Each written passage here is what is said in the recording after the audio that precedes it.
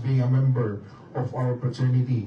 I hope that after this induction, you have to perform your duties and responsibilities for the betterment of our national brotherhood. Please raise your right hand for the oath of office. I, Eagles, state your name. Having been duly and freely applied to be a member of State Your Club, a club duly affiliated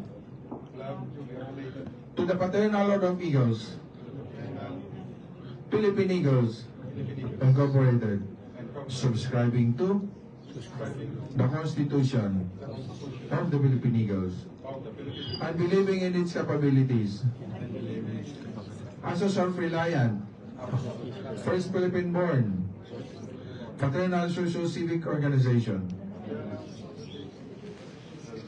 do hereby solemnly make out that I shall defend and uphold at all times the City Eagles Constitution, as well as all laws, rules and regulations duly promulgated by the Philippine Eagles and by my club, in having consciously uphold at all times the Eagles Delicadeza and moral code of ethics as the ultimate measure of my conduct and judgment relative to my dealings with my club, with my region, with my national fraternity, and with my fellow Eagles.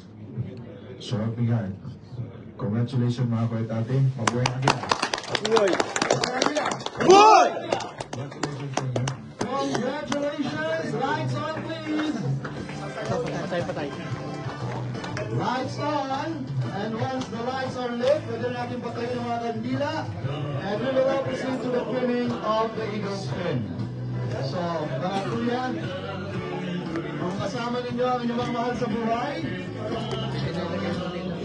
o yung mga ibang kuya natin, kindly assist the filming of the Eagle Spin sa ating mga bagong kuya and ate. For